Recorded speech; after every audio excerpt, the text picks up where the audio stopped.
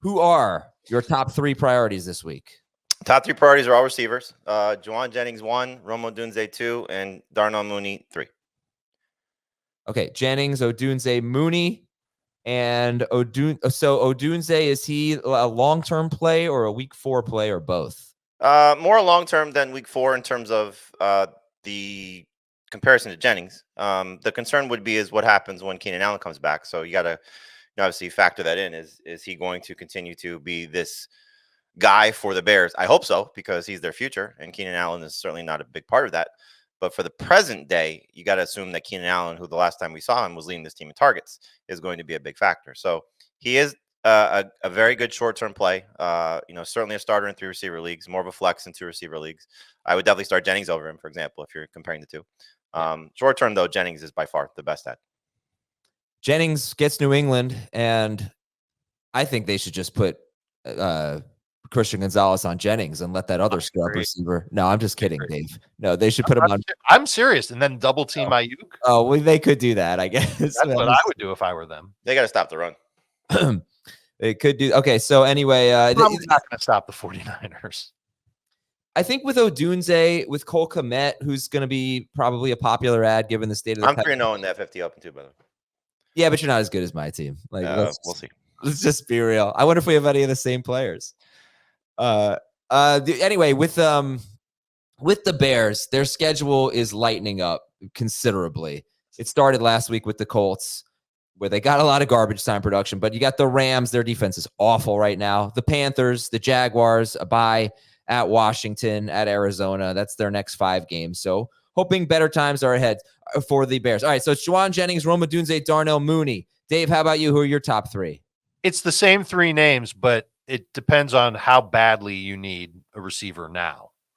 And Jennings is the answer there. If you need a receiver now, he makes sense. But eventually, Debo will be back, Kittle will be back, and Jauan Jennings won't have a humongous target share. And he's not going to play the Rams every week either. So you've got to think a little long-term. If you're just desperate for a win, you're one of those 0-3 teams, Jennings should be number 1 on your list. Odunze would be after him. Mooney would be after him. I think you could make the case that Mooney is the best long-term option, but I'm not going to say that. I'm going to say Odunze is the better long-term option. So let's say you don't need a wide receiver badly for week number 4. What week is it, Jamie? It's week number 4. I think it would be the one that you would target because I think he's got some staying power. And I think Mooney does too, compared to Jauan Jennings, who could go back to being 2-3 targets a game once the Niners get healthy. And then there's just, first of all, this is always a tough show because there's a lot of players who might be available in your league that we don't talk about at the outset of the show. So it's crazy what you're about to say. Crazy. I mean, the players who were dropped in the first 3 weeks, Deontay Johnson, Jake Ferguson, and Dallas Goedert. The running backs are by our site, by comparison to other sites, it's nuts. So like who at running back? Chuba? Oh, Braylon Allen, Bucky Irving. Those are the 2 that stand out the most. I think they're like under 50% rostered on some sites that I saw. Yes. You mentioned Deontay Johnson. Trying to just get to the list here. Deontay's insane. That it's unbelievable that we were talking about this last week. People were dropping Deontay Johnson. So you got to make him a priority. Rico Dowdle, who looks like he could be taking over the Cowboys backfield. Jonathan Brooks. We talked about this last week. Carson Steele, still not rostered across the board in a lot of leagues. The receivers, you mentioned Deontay Johnson. We also have Quentin Johnson still available in some leagues. Christian Watson's out there. Getting dropped. The tight ends, Dallas Goedert's available in a lot of leagues. It's crazy. Yeah. I think Deontay Johnson would have to be the prize, right? Yes. Him, well, 2 Panthers, really. Him or Chuba Hubbard, at least for 1 more week. Johnson, obviously, long-term. So that's easy. Yes, I would say he's number 1. Short-term, though, Chuba Hubbard, I like him a lot for this week. Ooh. I thought you'd go with Pollard as the guy that you liked a lot. I can't keep picking on the Dolphins.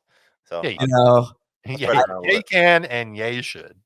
I thought about something that Dave was really impressed. I talked a little smack about Jamie when he wasn't here, so I just have to be honest about that. Dave was impressed with Jamie calling it like Charbonnet show or something like that. You said, I don't remember what it was, but that's Dave exactly what it was. That was so clever. And I was like, I say things 5 times more clever than that. I think 5 things more clever than that every show.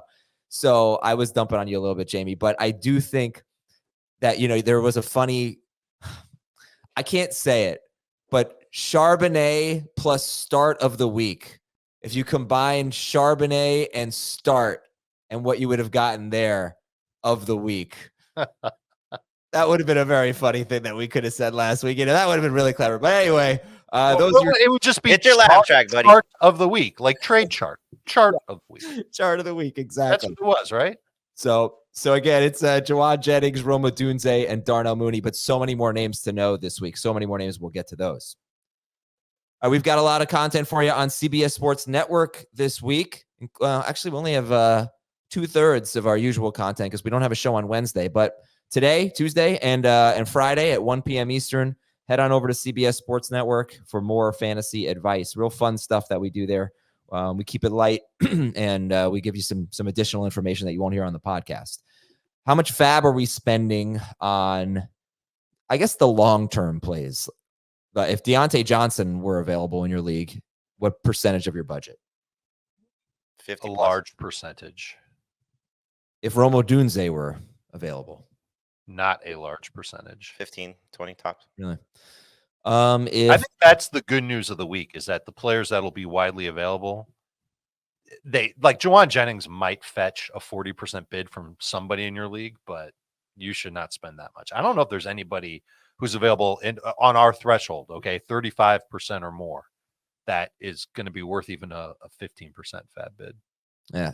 Now, when you say 35% or more, you mean available in 35% or more of leagues. So we're looking at 65% rostered or less. And actually, there was a guy, Jamie, that I wanted to ask you about, Cam Akers, because he's right at 65%.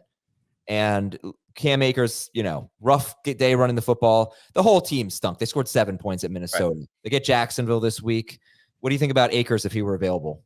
He'd be near the top, when you're comparing it to the guys who are available. So when you're talking about 1 week situations, he's better than Roschon Johnson, Emmanuel Wilson. I mean, most of the running backs really this week are not great for where we are. Again, a lot of other sites are saying go pick up Bucky Irving and Braylon Allen. And if those guys are available, they should be easy ads. Chuba Hubbard, same thing. So any of those guys that are going to be in that range, it's almost like for people that play on Yahoo and ESPN and anywhere else, you're seeing those guys available, which is awesome.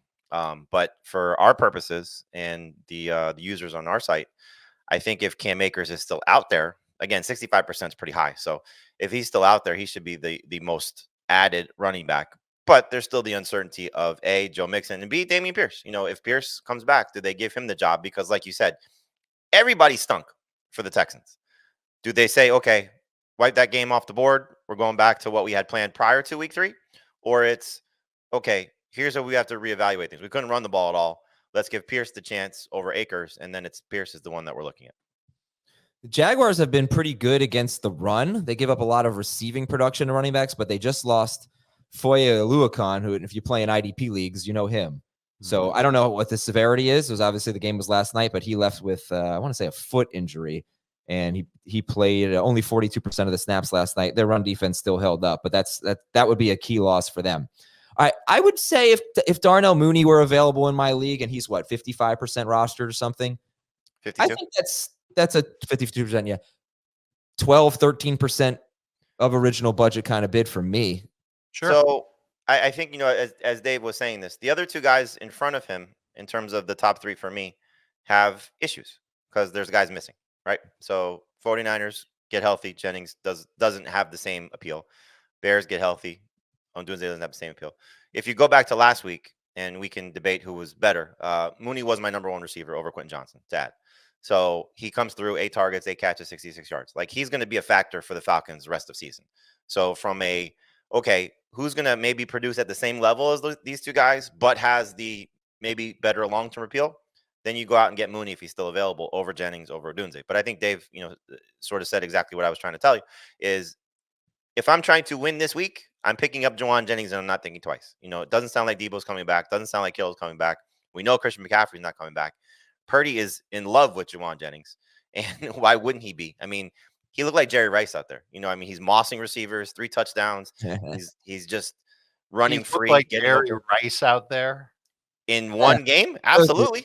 It was just, it was a fun joke. I like that. Yeah. No Jerry Rice, but no. Okay. Your point is taken. All All right. Anything else you want to say about fab bids, or shall we move on? How high would you go for Jennings if you were desperate? That might be the exception to the 15% that I said earlier. If we're saying desperate, so 1 and 2 and 0 and 3, and I need then you're spending probably 25%. Yeah. I don't like it, but yeah. Okay. I mean, it's not going to help you in week 8 when you're not competing. That's true. As Dave, the thing that sticks out of my mind though is Dave mentioned he ran like the same amount of routes 2 weeks ago and did nothing. So I mean, we see this every year, right? Where a guy gets pressed into action and he has a monster game, and we chase it, and he goes back to being what he is. This guy, I like Jauan Jennings all the way back in 2020 when I saw him at the Senior Bowl. But he's been in the league since then.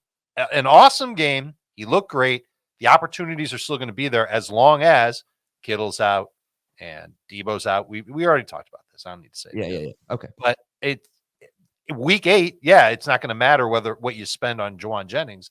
You need the win now, but Jauan Jennings might be back on your waiver wire by then.